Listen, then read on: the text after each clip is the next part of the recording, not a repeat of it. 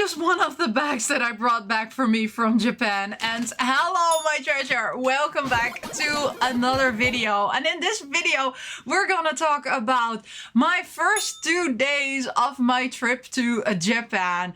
Because yes, I have just returned now for, I think it's now 36 hours back in my own country. I'm still a bit jet lagged, but I thought, you know what, let's already try to film and tell you a bit about the first 2 days of my travel. Whereas of course the first day was mostly travel and the second day was all of the wonderful experiences that I have done in Japan. So I had actually a lot of stress prior to going on this trip because I was going alone. Well, actually a coworker was tagging along with me, but I didn't bring my kids or my mom on this trip. I'm going on a second trip in August with my kids and my mom. But before I would go with them on a trip, right? Because it's children and it's somebody in a wheelchair that I'm bringing along to a country which prior to this trip I had not visited. I wanted to explore it first and see what possibilities are there for kids and what possibilities are there for people who are in a wheelchair, and is it very wheelchair friendly. So it has been a lifelong dream of me to take my family to Japan because, well, you know how this channel goes, right? That's basically also what I do in my real life, right? So I collect stuff, I play with stuff, and most of the stuff actually either comes from China, from Japan, or from South Korea. So visiting one of these countries was on my bucket list, which of course the number one was Japan. And finally I took the plunge and I booked my ticket to Japan. So I did do a lot of watching other YouTubers either who live in Japan or who visited Japan multiple times to see, you know, what do I need to pre-check? Because actually in my free time, I try to be as free as possible. I don't pre-plan a lot of stuff because in my work life, I have to plan and coordinate everything. So I try to actually not do that in my free time because I get the most beautiful experiences if you don't book everything solid. And one of the tips that I got from almost everybody who visited Japan was, you need to pre-plan everything. And I was like, no, that's not what I want to do. But because a coworker of me was tagging along, she did some planning of activities for us during those times. And also, of course, I had a lot of free time between those activities to go and explore because I love exploring. So let's start with how this journey actually started. So back in 2023, just after the summer holiday, I was talking with a coworker and I was saying that I really want to go to Japan as soon as possible because I have a mother who is growing, of course, older, just like myself, who is in a wheelchair. I really wanted to do at least one big trip with her. And because just like me, she really likes anime, manga, and a lot of similar things that I like. It was just something that we were like, okay, we need to, you know, do that once in a lifetime, a big trip. And I was explaining this to a coworker who I have been working with very actively. And she said, well, I have never visited Japan and it is also on my bucket list. So do you want to go together? And we were like, you know what? Let's do this. Let's go together for me to explore the country and to see if I can go there with my kids and with my mom, and for her to do all the touristy things, which I won't be doing, right? Like visiting Mount Fuji, going to multiple other locations in Japan. I was not going to do that part, but that's her thing, right? So she wanted to do all the normie stuff in Japan. I wanted to do all the weep stuff in Japan and some of the things we were gonna do together. So back in October, we booked our tickets. I paid 1,100 euros for my ticket. That was including insurance also. So traveling insurance, also some, you know, like refund insurance, just in case, you know, borders close again, because you never know when that's gonna happen. And also with checked in baggage included because, you know, I knew I was gonna go very very empty-handed to Japan, but I was gonna come back with lots and lots of stuff to Japan. I didn't book any hotel yet at that time, and the airline I booked it with, I booked it directly through the airline. I flew KLM, which is a Dutch-French airliner. I have always had good experience with them, and I know you could save a couple of, you know, euros, dollars by going I don't know where, but I just wanted to have a direct flight. It's 13 hours if you fly directly. So I was like, you know what? I don't want to add more time to my travel to Japan. So that's what I did. So I booked it from Amsterdam to Narita Airport. And actually Narita Airport is not in Tokyo. So just so you know, right? So you still have to, if you have your first hotel in Tokyo, you still have to travel some time to actually get to Tokyo. If you have in your country a direct connection towards Haneda Airport, which is actually in Tokyo, choose that option. But if you need to do a layover somewhere to fly to Haneda Airport, most of the times it's just not worth it, worth the hassle. Just, you know, fly to Narita. I will get to that later, how you travel from Narita Airport to the city center of Tokyo. It's a very easy trip. I can already tell you that. It's not going to be different. So then back in October, I booked the plane ticket.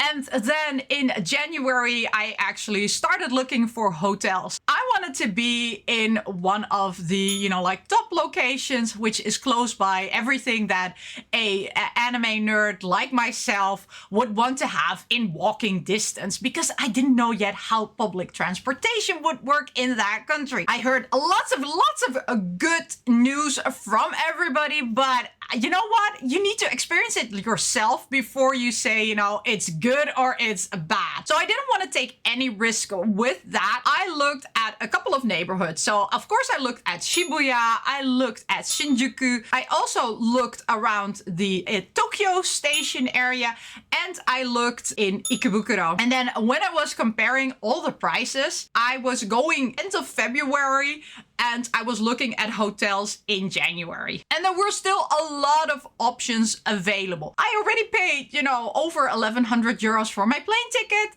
and I was gonna stay 7 days in one location. I know a lot of people want to travel every time, but I knew I was gonna have lots of luggage, and I wanted to have a hotel where, you know, like I could travel all sides of Tokyo too, but still have, you know, like, so in the end, I chose Ikebukuro. Why did I chose Ikebukuro? Well, also Ikebukuro, later on, I found out that's like the red light district. Again, there's nothing wrong with the red light district. It's just that should know it's the red light district. Just so you know, I have nothing against the red light district. It's good that these areas are there. That's my personal opinion. But I wanted to stay close to the flag store of Animate, to also the biggest gachapon store, and you know, I thought, let's choose Ikebukuro, right? Because according to Google Maps, all these prime locations were very much in the vicinities of my hotel. So I stayed at the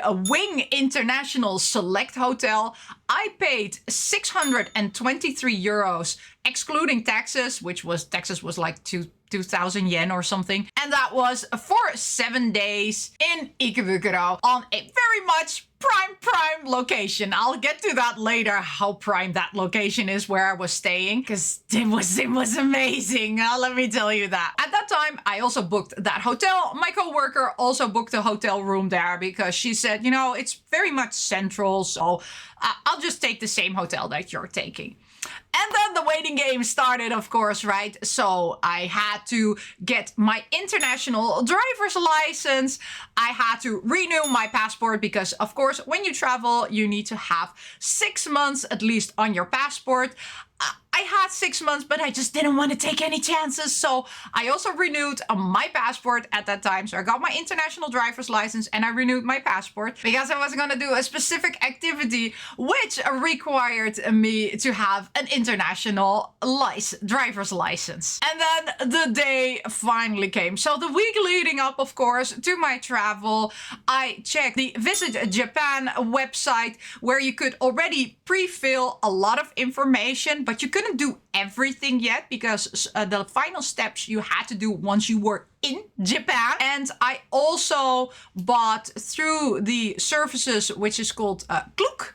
I don't know if anybody knows what that is, but through the app of Klook, I also bought my data SIM card. So first I wanted to buy a pocket Wi-Fi, but then I got so many, you know, like bad reviews about pocket Wi-Fis. And it also, of course, is an additional device that you need to bring along with you. That my coworker said, why don't we just take a data eSIM? And she found a very good one, or at least which something that had very high reviews on the Klook websites. I purchased for $35 because Klook, everything's in dollars, right? Purchased for 35 euros on Klook the eSIM, which was for 10 days. I'm staying in 7 days, but you know, you only had the option 5 days, 10 days, 20 days, 30 days. I bought for 10 days a 30 GB eSIM, which of course only has data, but then again, you can use WhatsApp to call people with your data. So I thought, you know, 30 GB should be enough because I will be using lots of Google Maps and checking out X to see what's happening in the world. So I just wanted to be on the safe side. And because some people said that the free Wi-Fi is very readily available, and others said, no, there's no free Wi-Fi almost available. I just didn't want to take any chances and I wanted to stay connected with the world. So I just bought the biggest one, which I could get for 10 days. And spoiler alert, I only used 4 GB of that 30 GB bundle. But then again, you know, it was $35. I don't care. Then I also booked some other activities through that Klook app because I wanted to go to Disney Tokyo. So first I tried to buy the tickets through the Disney Tokyo website, but that just was horrible. So I started Googling and then they said, use Klook to also buy your Disney Tokyo tickets. So I thought, you know what, let's try this, right? And I paid $55 for a ticket during, of course, the low season, because February is the low season, to enter Disney Tokyo. The opening hours at that time were from 9 a.m. to 9 p.m. and the 55 euros was with including everything, right? It was including your ticket. It was not including if you wanted to skip the lines for certain attractions, but I'll get to that once we hit the day of me visiting Disney Tokyo. Then another thing which my coworker really wanted to do is the other thing that we ordered through Klook was the karting through Tokyo. And yeah, so when we booked it, right, I thought, how bad can it be, right? Well, once we get to that day, I will tell you how I hardly survived that ordeal. Let's call it an ordeal. In the end, it was fun. Just that's another spoiler. In the end, it was fun. But leading up to it, I had the most highest anxiety in the whole world. But also through Klook, and I'm mentioning Klook all the time because one of the things that I had some difficulties with figuring out is which website to use to order stuff from and which apps were reliable, because I had in the past a lot of apps which were fraudulent, a lot of times that my credit card was blocked. I wanted to give you this information that for me Klook worked very well, and I didn't have any problems there with my credit card company. So yeah, that's why I just wanted to give this extra information so that you know that, hey, at least from a Dutch perspective, it's trustworthy. Watch me now get, you know, like a credit card fraud on my the moment I stop recording this and I have my credit card company calling me like, hey, there's been fraud with your card and it's because of this app. At the time of recording this, which is the 29th of February, I hadn't had any problems with ordering stuff through them. And actually all the activities that I ordered through them were 100% perfect. Everything worked as described on the website. Just follow the instructions. And I'm bad at following instructions, but even I can figure it out. And then we're here, the day of my big trip. So I woke up very early. Actually, I only slept like for 4 hours because I was just a nervous wreck. Because I was debating which suitcase can I bring along? How do bigger suitcase fit on, you know, like the train lines? Do I need to pre-book stuff? And I was like, you know what? I'll just wing it, okay? In worst case, I'll just take a taxi from the airport to the hotel. So I just took the biggest suitcase which was allowed on the airplane for checked-in luggage. I went to sleep. I only slept for 4 hours. And then at, I guess it was 6 a.m., I walked towards the train station. So I live around 5 minutes away from a train station, which goes directly to the Amsterdam airport, which is only half an hour trip for me. So that was amazing. So we're here at the train station, going to the airport, going on a holiday. Well, mostly it's preparation for my next holiday in August. I'm not talking very loud because there are lots of people here and I feel awkward talking to the camera. Oh my gosh.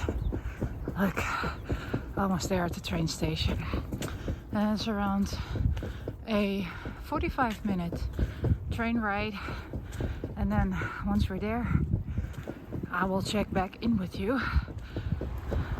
So, going up the stairs. I still have about 15 minutes before the train gets here. So I can go very, very quietly. Oh my gosh. I'm so scared. Aren't you scared? I'm scared. Okay, there's another train there. There are lots of people there. I'm not going there yet. Just staying here. People are watching me. They're like, what's she doing? I'm talking to myself. Oh gosh, okay. Well, here goes nothing. Let's go to the train.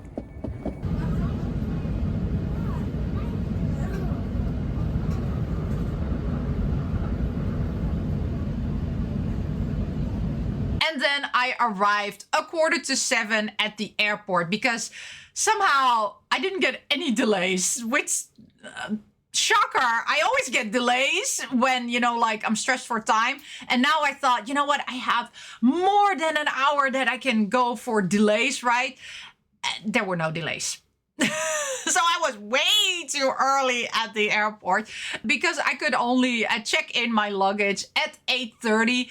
They did open it actually a bit earlier, so that was good because at 8 a.m. I could just, you know, shoo off my big suitcase and just have my carry-on with me, which had hardly anything in it. You know, a couple of clothing items, and that was it. Okay, so I'm at the airport. Safe journey begins now. I'm so scared. Okay, I just have my little roll-on suitcase. And oh my gosh. I'm trying not to film people. Because that's really, oh no, now I have to go through security. Wish me luck. Right now. Also, spoiler, I brought way too much clothes because you don't need to bring that much clothes actually, because in most hotels they have very good washing facilities. So if you want to save more space to bring goodies back to you, just bring, you know, like for 4 days of clothing. Then on the 3rd day, wash your clothes, right? And then you have new clothes, and then you have more space in your luggage to bring more goodies. So yeah, that's a tip and a spoiler because I brought for 7 days clothes. I didn't need that. Then of course I went to security. Security took me about 15 minutes. It was very fast, very well organized. Then I went through the passport check, which also was like, I don't know, that thing just scanned me and I was like, on my way. It went very fast. So in, I guess, 25 minutes, I was, you know, at the gate already where I needed to book, where my plane was departing from. And then came, of course, the waiting game because my plane would not be leaving for the upcoming 4 hours. You know, I calculated in that I had to wait an hour for security, an hour for passport checking, and all those kind of things. And everything was just so fast that I was like, okay, what am I gonna do now? So, of course, off I went to Starbucks to grab a much too expensive drink and also have a nice chocolate cake because, you know, that's how I survive. I survive on sweets. Had I known what I know now about Japan, I might have opted for something savory instead of something sweet. but I'll get to that later. And then, of course, we boarded the train. So somewhere along the line, actually, my coworker was also there very early because her parents brought her to the airport. By the way, my coworker is 10 years younger than me, almost 10 years younger than me. So her parents brought her to the airport, but her parents were, I guess, just like me, right? I guess it's a parent thing. She doesn't have kids, by the way, that you bring your kids way too early because you're scared that you're gonna miss the plane. So she was also there early, so we did have some fun, right? We did still talk a lot about work, but after we entered the plane, we didn't talk about work anymore, which is very nice because we had a very stressful past couple of months at work. We work on a lot of projects together. So we were de-stressing at that time in the airport. And then, of course, the plane took off and we were off to Japan. And then, of course, you see the daunting line of 13 hours until your destination. And I'm like, oh my God, this is the longest I've been on a plane. The longest I've been on a plane before this was actually 10 hours when I went to Houston, Texas. But longer than that, I never was on a plane. So therefore, 13 hours really was like, okay, how am I going to survive 13 hours? So what I did, of course, is I upped my Crunchyroll subscription so that I could download some series. So I downloaded everything from Marshall. I still had to watch 2 episodes of Heaven's Official's Blessing. I still had to watch the episode of Precure that just aired the day before I left. So I had at least, some entertainment on my phone. I brought with me 2 power banks because I was scared, that I could not charge it very well on the airplane. And also because I didn't know if the airplane, entertainment was going to be something that I would like. I thought, you know what? This is a good time to catch up on some series, which I still needed to watch because, you're not going anywhere, right? If you're on a plane and just traveling to the other side of the world. And because, of course, I really like the song where the dude goes like this, I thought, you know what? That's a good time to start that series. I laughed my ass off, okay? And the first thing I wanted to eat when I was in Japan, I wanted to eat cream puffs, okay? Just so you have now an obsession with cream puffs because I watched the whole season 1 in the airplane. Then, of course, along the line, we got our food, we got some snacks in the airplane, and then everything actually was kind of smooth sailing for the upcoming 8-9 hours. I didn't have a lot of turbulence. It was okay. There were some turbulences, but it wasn't, it was okay. I had worse, okay? I had worse when I was traveling in a storm in the US. So, you know what? This was okay. So I thought, after a while, I think after 4 hours or 5 hours, I thought, you know what? Let's get some sleep because we are landing around 9 a.m. in Japan. So I thought, let's grab some sleep because then I can have a full day in Japan. So I left, by the way, on Monday. I would arrive on Tuesday in Japan. So then, of course, I went to sleep. Actually, it wasn't pretty bad. We were way at the back, so really at the tail end of the airplane. We were in the 2-seaters there. You didn't have a lot of recline, but that was okay. You know what? We had privacy. We didn't have anybody next to us. And I had the window aisle because I just don't want to stand up for people all the time. And because even in a, long trip, I only use the restroom once, right? Because I don't want to use that restroom actually. And because I always had bad experience in all my other travels, which were around, I don't know, between 7 to 8 hours, that the person that was sitting on the window aisle had to get up, I don't know, every hour to go to the bathroom. So I was like, you know what? I want to have a window aisle and I will only use that bathroom if I really have to. So yeah, just before I went to sleep, I went to the bathroom and closed my eyes and had some Z's for, I guess, around 4 hours. Because after that, I had 3 hours of hell. It was non-stop turbulence. Non-stop. It was just, everything was going wild. And again, I'm not bothered by turbulence, right? If you're gonna go, you're gonna go, right? If it's your time, if it's your number, it's your number. if you die in an airplane, at least, you know, you get a footnote in the history books.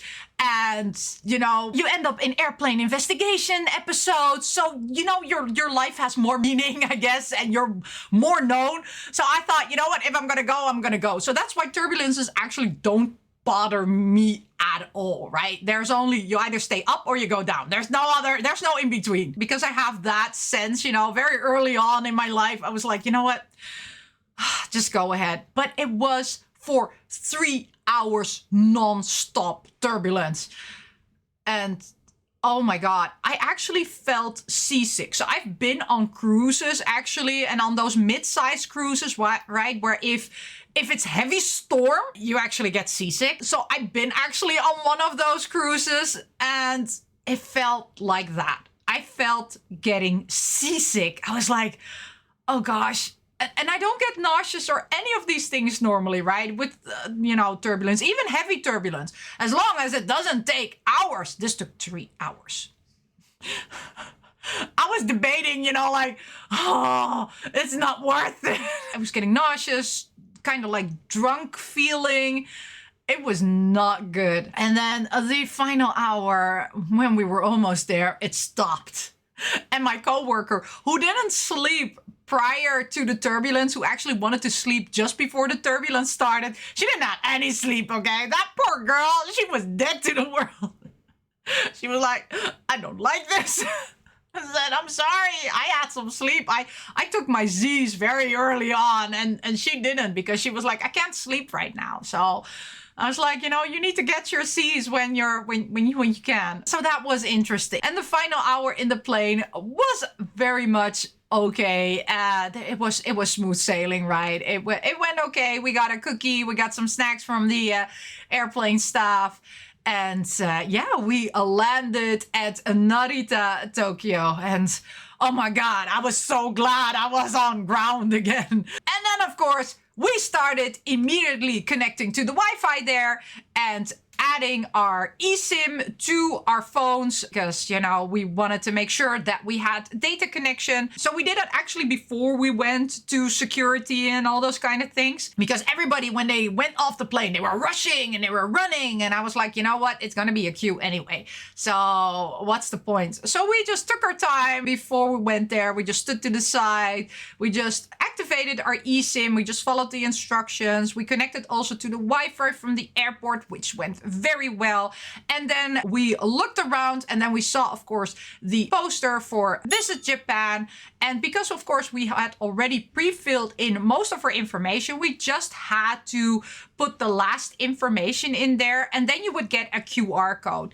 And that QR code, they could scan there at the security. And it was actually very busy at immigration. So I was very happy that we just first took our time before we went through there, because it was more busier before that. And actually, most of the people who were on our plane actually had to go to a connecting flight. So the only people that were actually in that line were from other airplanes, and they were, I guess, local travelers, because most of them had a Japanese passport. Standing in line, just follow the instructions that they give. One of the things I found very funny is they did not speak English. The people from the immigration and services and also from, you know, the people directing you to which queue you need to stand in, there was no English.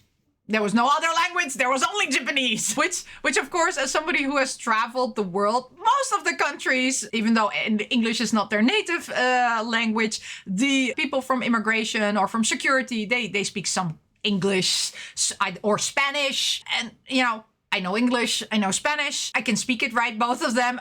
But, you know, my Japanese, I can understand you, but I'm not speaking it back to you, okay? Just so you know. So luckily I could understand what they were doing. They were, you know, like pointing stuff, but they were actually meaning something differently. So I was like, okay, come on, coworker, because she, of course, didn't speak any word of Japanese. I said, okay, we need to go that way because, you know, so it would be good to download some apps, because that's one of the things that I experienced completely in Japan. English, it doesn't exist there. Just so you know, okay? It just doesn't. I mean, people are very friendly there. Don't get me wrong on that point. They are very friendly and helpful, but Not even a yes or no. That they don't speak English. Nothing. Nothing, or any other language for that matter. So yeah, you most definitely need to have one of the translator apps there, unless of course you are so well prepared that everything you already know from yourself and you don't need help from the locals. I didn't prepare a lot of things very well. My coworker did, but I didn't. So yeah, having some understanding of Japanese is very useful and helped me a lot of times, actually. Thank God for watching anime since I was born. Of course, learn, like what's right and what's left. Learn, the numbers 1 to 10. Learn, sorry, hello, and where is this or where is that or help me, right? Those phrases, if you know those phrases, then you get somewhere, right? They will help you. They will speak fully Japanese back to you and you will be like, can you please say this very slow? But they are very helpful. Once we were past immigration, the first thing, of course, we needed to figure out is how to get to our hotel. And let me tell you, okay, I'll be honest, right? We did look up a lot of stuff, but it was still kind of confusing. We did watch a lot of people, their videos, but it was still very much confusing, okay? Because they didn't very well tell you, like, you need to do this, and this, right? And there was a lot of conflicting information that they said you could buy a Suica or you could not buy a Suica. It is available, it is not available. You need separate train tickets or you don't need separate train tickets. It was confusing as hell, okay? Everybody was saying something different. So one of the things that we experienced immediately when we were there actually is that there was no Suica available, right? So you could do the welcome Suica or the Pasmo. You could get them at the ticket counter, but there was no general Suica card. So one of the plus points I had above my coworker is I own an iPhone. And I had already, before I went to Japan, I already added Suica to my Apple Wallet. And I already put some money on there. I thought, you know what, if it doesn't work, it doesn't work, then I lose a couple of euros, right? At least, I thought, let's give it a try. And let me tell you, I am so happy that I did that because it works amazing. It's just a Suica card in the end, right? It's your personal Suica card on your phone, which is a lifesaver. Let me tell you that. It was very nice because my coworker had to get she got a Pasmo card, which is only valid for 28 days. And you need to spend all the money that you put on there or else, you don't get a refund. So that's very tricky. Whereas with my Suica card on my mobile phone, which is brilliant, by the way, I could not only use it for the public transport in Tokyo, but most of the convenience stores, the bigger stores like Animate or a lot of collaboration cafes and arcades that actually have the mobile options accept Suica card as a payment. So I didn't even have to pull out my credit card or I didn't have to carry a lot of cash on me because I just uploaded what I needed on my Suica card and I could just pay with Suica, which was like, me being Dutch and paying everything with my mobile phone because my cards are on my mobile phone. It was amazing. So if you have an Apple phone and you're going to Japan, make sure you add the Suica card to your wallet. However, if you have an Android phone, this option is not there. Boohoo, so sad. And then you need to buy a card either there at the airport, or if you had already pre-ordered something, you could also pick it up there at the airport. But, and here comes the kicker, one of the things that you need to do before you can get into the public transport in the Tokyo area is you need to get from Narita to actually Tokyo. Because like I said in the beginning, Narita is not in Tokyo. So once you enter the main hall, you will immediately already see the ticket line for the Keisai line or for the Skyliner. So on the website, you see it's the Keisai line and it's the Skyliner. That is a direct train that takes you to Nippori. And remember that name, Nippori, very, very, very, very important because Nippori is in Tokyo. And it was a very long line because you need to buy a separate ticket for that, right? And even if you already pre-ordered the ticket, you still need to get the physical ticket. You need to get it at that desk. So everybody who had either pre-ordered it or just needed a ticket, right, had to stand in that line. And it's not only applicable for, of course, us foreigners, but also for all the local people there. So that was a very long line. And actually next to that line, I had already my first best experience ever because next to that was a Gacha World, which was, you know, like already a very large. At that time, I thought it was very large, right? Until I visited, you know, other places. A very large selection of capsule toys. So I was already in the seventh heaven, right? My coworker was having a nervous breakdown, was, you know, like debating life choices and everything. And I was just like, capsule toys, I need to go there. So I immediately went to the ATM there. Actually, also very close by there is an ATM. Go to the ATM, get, you know, like the highest amount. Don't go to the exchange thingy which is next to that because, you know, then you pay way too much. Just go to the ATM there, check that you use the local currency and not that they do the conversion because that's also very much rubbish. Just, you know, say that you want it in yens, that it's charged to your bank, and get the highest amount possible. The highest amount possible actually at the airport was 50,000 yen. So I just got 50,000 yen, which after I got my bank statement was 317 euros. And then of course, when I had my money and my coworker was standing in the line, I said, you know, can you stand in the line? Because I'm going to go to Gacha World. So I went to Gacha World and I got my first capsule toys and I was like, oh, over the moon. I almost broke, I guess, some of the stuff because I don't know. It's the people need to explain stuff better. Okay. So when you put in the money, you need to slightly click it, you know, like the wrong way first. Not click it, right? It doesn't need to click, but you need to go up and then click it the right way. Because if you want to, you know, like turn it the right way immediately, it gets stuck. It just gets stuck. Okay, that was my experience on all capsule toys. Once I learned that, you know, that thingy, everything went okay. But at first I was like, is it broken? Why do I break stuff always? So it's like slightly up and then you twist it and then the capsule toy comes out. So of course I was very happy because there was a Blue Lock capsule toy, you know, just released. I actually thought because I didn't, you know, like open it or anything. I just thought Blue Lock, I need to have it, right? Give me now.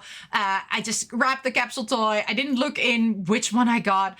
Only later on I found out that these were actually pouches because I thought they were like fabric, you know, plastic fabric type of miniature posters. They were actually pouches. I had to buy it.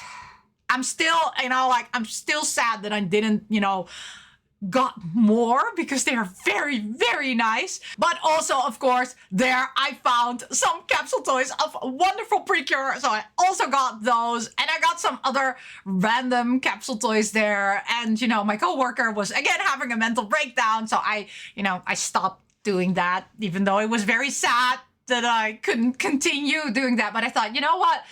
There will be more. Yes, there will be more. So after more than an hour standing in line to get our Skyliner ticket towards Nippori, we had on the side of the ticket line, they had a very big map of how all the trains connect with each other.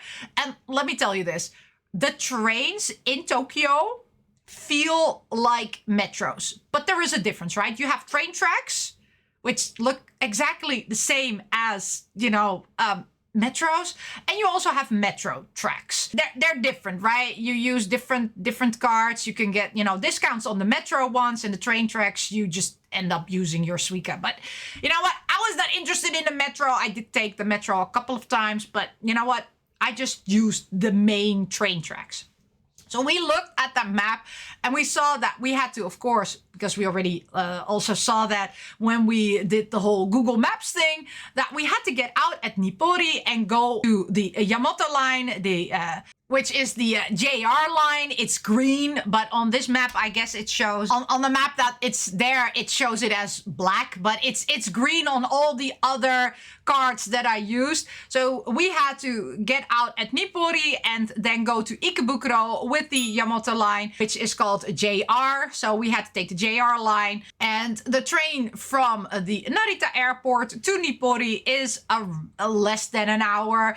And then from Nippori to the Ikebukuro, it was around 25 minutes. Once we finally got our train tickets, which was approximately just a bit below 2,600 yen, which is around 16 euros for a one-way ticket, because I didn't know what time I would be returning, so I didn't buy a two-way ticket. I didn't even know if I could buy that, right, for a different day. So I bought a one-way ticket toward Nippori, and I loaded up more money on my Suica Pass because, of course, I didn't know how much it would cost from Nippori to Ikebukuro. So I also charged 2,000 yen on there. I thought, you know, that should be enough, right? That's more than enough, by the way. And then we walked past, of course, some Nintendo artwork. And then we were finally on the train towards Tokyo.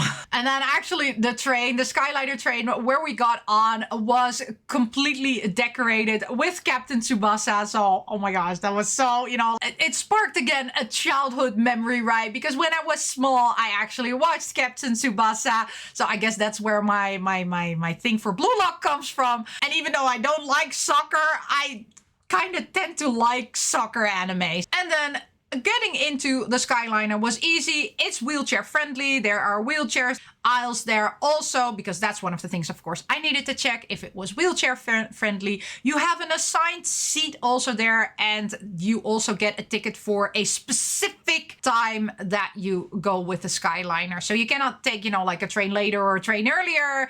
It's that time, that seat.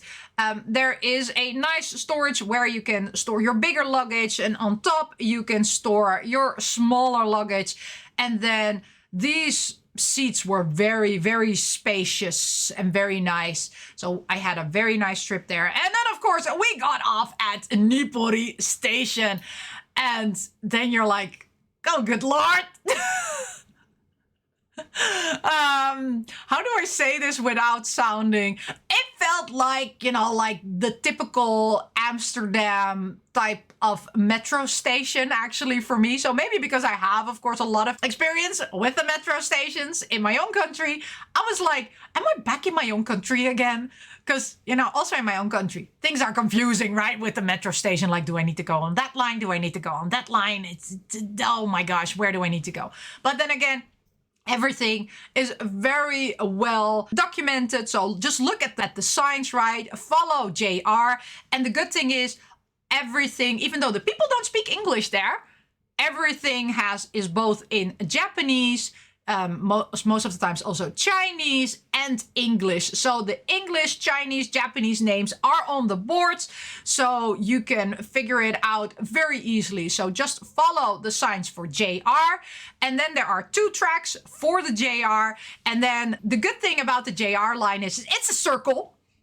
So of course, if you take the wrong type of metro, in the end, you will end up still at your station. It will take longer because you will go almost full circle. But in the end, you don't end up in a place, unless you get out, of course, out of the wrong station. You do not end up somewhere where you're like, how the hell am I gonna get back? Which train track do I need to take? No, just stay in there, because it will go, the Yamato line, it just goes in a circle. Which, of course, one time we went the wrong way, so we took the long loop to get somewhere. So yeah, I also experienced that one. But just look at the signs, look at, okay, which one says Ikebukuro, and just get on that one and go to your station. It is very, very much crowded in the trains. Doesn't matter if you take the metro or the trains, it's very crowded. Also, the time of day, it doesn't matter, because I went at 5 a.m. I went at 12 a.m. I went at 3 p.m. It's always crowded, okay? And it's always busy. The good thing is these trains run every 5 minutes up until 12 o'clock at night. And then there's like, you know, like a 4.5 hours of no trains. And then they start running again very early on around 5, I think a quarter before 5 a.m. 4:45, they already start running again. And it's like clockwork, right? These trains just keep on coming. So that was also something which was a very much a reassurance for me, that also when I go there with my kids and my mom, who's in a wheelchair, that we will get there. Right? So everything I was experiencing up until now, all the anxiety, it just, you know, melted completely when I actually saw how well organized it is. It does feel that you're back in the 80s, right? So when you look at these stations, there's a lot of construction happening, and I guess a lot of, you know, things are being refurbished, but it is a well-oiled machine, right? So there's nothing wrong with, you know, having the look and feel of an 80s metro station, yet everything just works, which, you know, that's why I wanted to say it like this, because if you struggle with, you know, like some anxiety when you see certain things which are not up to par, don't worry. It's a very well-oiled machine there. It just goes. It just goes. And even when it's very busy, it just runs. It's amazing. It's like a giant anthill, which, you know, all the ants know what they're doing. And that's also there. All the ants know what they are doing. And then we arrive in Ikebukuro. And then the thing is, these stations in Tokyo are very big, okay? Especially Ikebukuro, Tokyo Station. Shinjuku isn't that very big. Shibuya is a bit bigger. But Ikebukuro, it's a very, very big station, okay? It's not as big as Tokyo Station, but it is very big. So we struggled a bit, you know, like we needed to go to the east exit, but we didn't know where the east exit was, because it's just said central exit, and we were like, okay, do we need to, is that east? What is east? Where's the east exit? So it took a while for us to actually find the exit, and then we were greeted with the promo film for a Demon Slayer on these big screens, and I was like, I'm happy, okay? Nothing can go wrong anymore. And then it was around a 7-minute walk, and I walked very slow, right? Because I just wanted to take in the environment. It was a 7-minute walk from the station to the hotel to drop off all our luggage. And then, because when we arrived, it was 22 degrees Celsius, which was like nearly summer feeling, right? The sun was shining, it was pretty. We were like, and it was 2 p.m. that we actually got at the hotel. We were like, you know, we're gonna go full on. We're gonna go to Shibuya Crossing. We're gonna see stuff. Again, my coworker did not sleep, okay? So she was awake already for, I don't know, 28, 29 hours. I had 4 hours of sleep, so I was happy. I put on my nice little dress and I was like, oh yeah, let's go party. So first, actually, we went to Harajuku and we got the most nicest, and let me tell you, that most nicest strawberry candy, I don't know, fruits, and it was so delicious. And again, and then in Harajuku, there was this Sanrio store. And of course, I couldn't resist going into that store. So, of course, I went into that store. I saw a Sailor Moon X Sanrio capsule toy. And of course, I had to do that because, you know, it's Sailor Moon and it's Sanrio. And then after that, we went to the Olympic Stadium and we just walked around a bit, right? It was nice weather, so you walk around. And I went into a lot of capsule toy shops because in Harajuku, I don't know, every 5 steps, there is a new capsule toy store. And because, of course, I was looking for certain types of capsule toys, especially from Blue Lock, which only at the end of my vacation, I actually found that specific one. I went in there and I got, you know, various types of capsule toys. And like I said, there were so many shops there, and there were lots of also clothing shops there, which were very adorable. But I was like, you know, my bag is already full with lots and lots of capsule toys, so I cannot buy anything more. And then after we went to Harajuku, we went to Shibuya. The next station is Shibuya. And we went to see the Shibuya crossing and walk over the Shibuya crossing, which is of course amazing, right?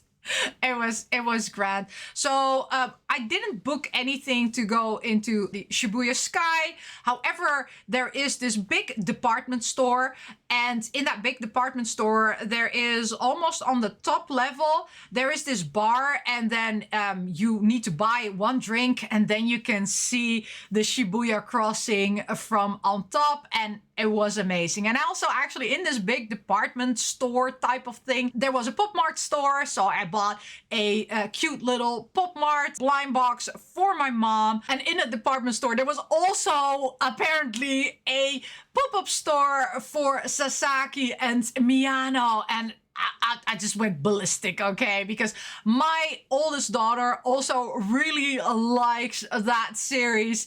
And I was like, oh my God, I need to get merch there. I need to have pictures of them because there were giant cardboard cutouts of them. And I was like, yay, yay, yay.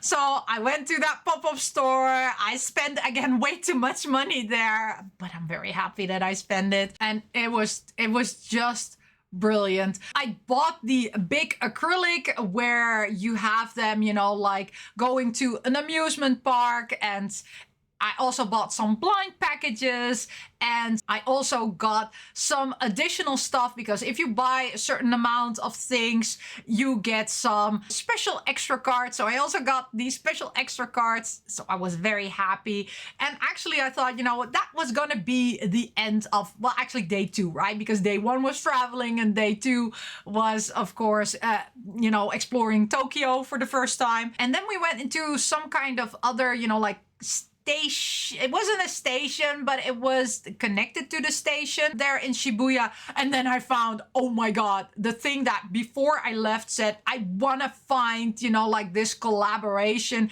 between a ice cream store and Blue Lock. And then I found it. And I was like, my life can't be any prettier than this, right? So I found the Blue Lock with the ice cream shop collaboration, and I got the cookies and cream ice cream, and oh my gosh, it was amazing. It was delicious. It was perfect. I bought some additional stuff, not additional time, but I bought some additional stuff there also, which of course you could only buy in those, you know, like collaboration stores. And you'll see that once I do a video, by the way, of all the Blue Lock merch I bought in Japan. And let me tell you, I bought a lot, okay? And I bought a lot of collab material, which, oh, I was so happy. So this whole background, it's gonna change, okay? Just so you know. Also, some posters are gonna change because I also did a lot of other collaboration stuff. And then, of course, the day is not done yet, right? Because you don't end your day on an ice cream. No, we also found a Disney store there. So we went inside the Disney store and there were some very nice items there. And I was very tempted to buy a lot, but I thought, you know, I'm going to Disney Tokyo, so let's not buy stuff there. And then we thought, you know, it's getting late. Let's go back to Ikebukuro. Let's go back to our hotel. And then, of course, the most horrible thing happened, right? So when we were walking back, and this, by the way, it's not horrible, okay? It's fun. And when we were walking back, we actually came across, when we were in Ikebukuro, across the Capcom building. And I was like, you know what? This looks interesting. And I said, you know what? Let's go inside there. And then I went inside, and then on the first floor, I actually saw that they were having, actually that day, it started the collaboration cafe for Grandmaster of Demonic Cultivation. And I was like, it was already around 10 p.m., by the way, by this time. So I was like, oh my God, I need to go there. But it said there, everything works with reservations, right? So I went to their Twitter page and I thought, you know what, I'll figure this out later on. But there was a Grandmaster of Demonic Cultivation collaboration cafe. And oh my gosh, everything looked amazing. And it was, you know, like Valentine themed. Oh, And then if you would went up one more stair, you would enter the Bandai Namco arcade. And also there was also a big selection, of course, of capsule toys there. So you had a section where all the capsule toys were there, and you had a section for the arcade. And of course, me and my coworker, because she is a normie, right? So she wants to experience everything in Japan, what they have to offer. I am a nerd, of course. I want to play arcade games. I want to get capsule toys. I want to do collaboration cafes. But she said, you know, like playing arcades and doing capsule toys is also, you know, getting the Japan experience. So she went with me to the arcade. I love you, coworker, even though you're a normie, right? And I would never do those things. And sometimes you embarrass me because I'm like, why do you have to act like such a tourist? Like, I tried to stay very low-key, right? I mean, I'm very happy and energetic in this video.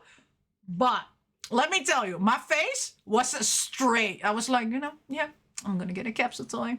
I was screaming internally, right? I was fangirling. I was doing everything that you see actually in these videos. But I was doing that inside my head, right? I was not showing that on the outside. And maybe because I was not showing it on the outside, one of the funniest things, which actually my coworker did not experience, right? She was really touristy-like, and the people there tried to talk English to her, right? They whereas to me, everybody just spoke full-on Japanese to me, and I was like, you know, just because I tried to act normal doesn't mean I'm not internally just a nerd who's overly happy being here. They just thought, I don't know. I had a lot of people come up to me, you know, and just, you know, start whole conversations in Japanese towards me. And I was like, don't judge a book by, you know, like its cover, right? But let's all be honest with this one. I do not look Japanese, okay? I do not even look Asian. I am a mixed breed between Dutch and Moroccan, okay? So I can look kind of like African-like. I can look kind of European-like. But I do not look Asian, okay? I have zero Asian blood in me. So the fact that everybody was just speaking full-on Japanese to me, not even, you know, like the same people who were speaking English to my coworker, who looks 100%, by the way, Dutch. They tried to do English or even avoid her, just not talk to her. Whereas with me, they just put out full sentences. And I was like, why?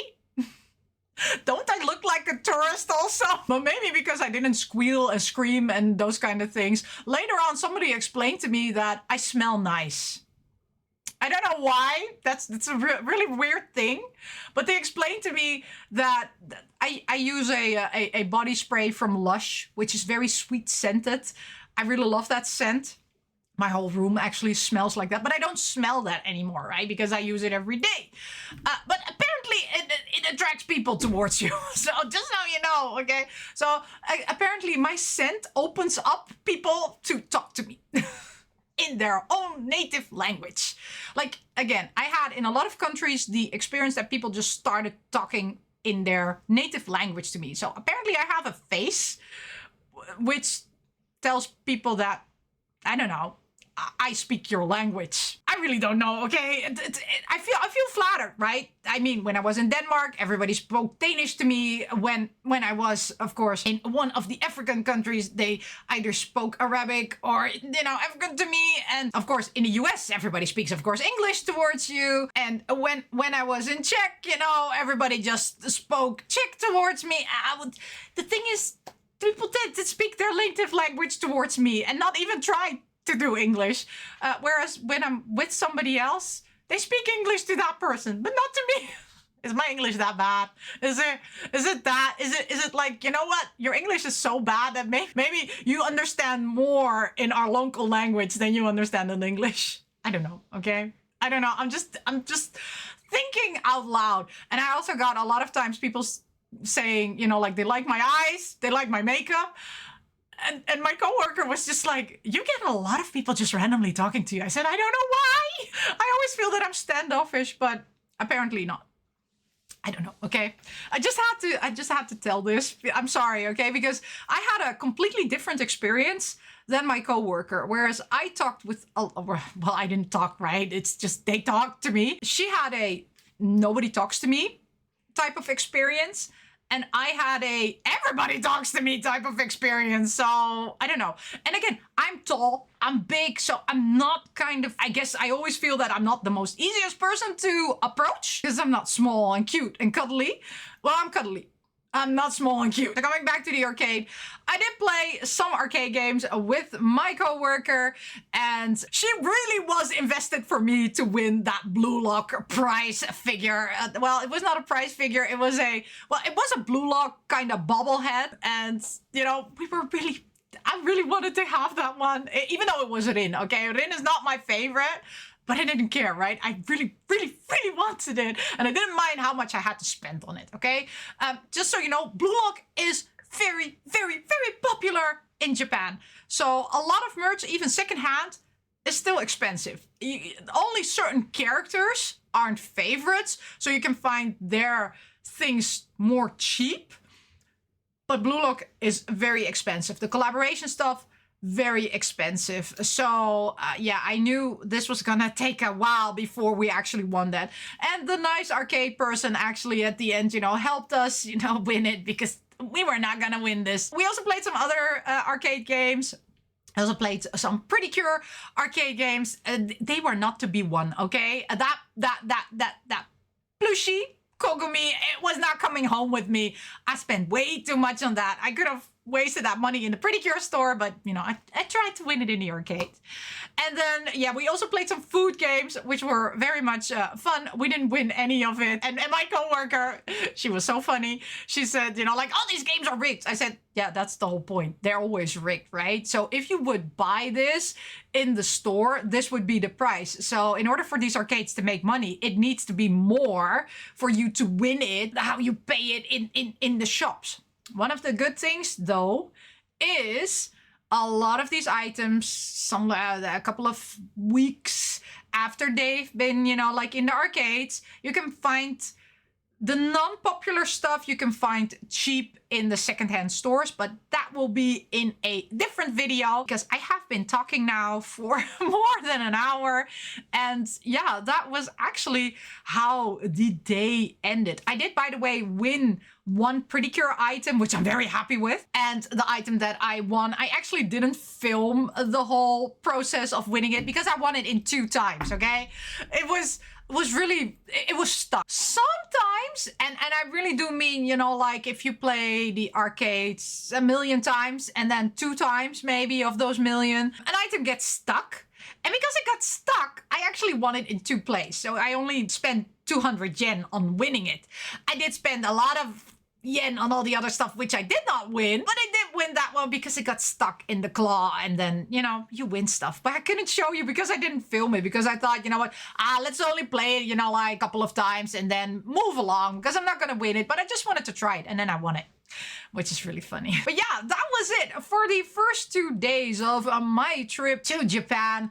And I did put in some tips and some things that you might, you know, wanna check out first. So because I didn't have, of course, things planned for the first day, a lot of the things that I experienced on the first day were just, you know, random stuff, which I find very nice, and random finds also. If that is not your cup of tea, right? There are a lot of good videos out there from other YouTubers. There's a lot of information online, you know, on how you can pre-book stuff and where you should go or where you shouldn't go. But then again, if I had done that, I would not have, you know, seen the pop-up store. I would have not seen the collaboration cafe.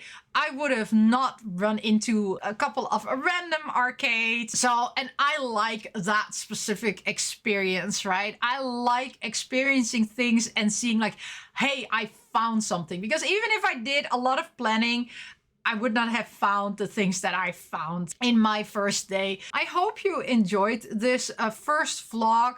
I will talk more in another vlog about the other days. I might, you know, like do a video per day, or maybe 2 days in a video, depending on, of course, how much I did and how much I can explain to you about it. But yeah, thank you so much for watching. And as always, I say, miss you, love you, bye-bye.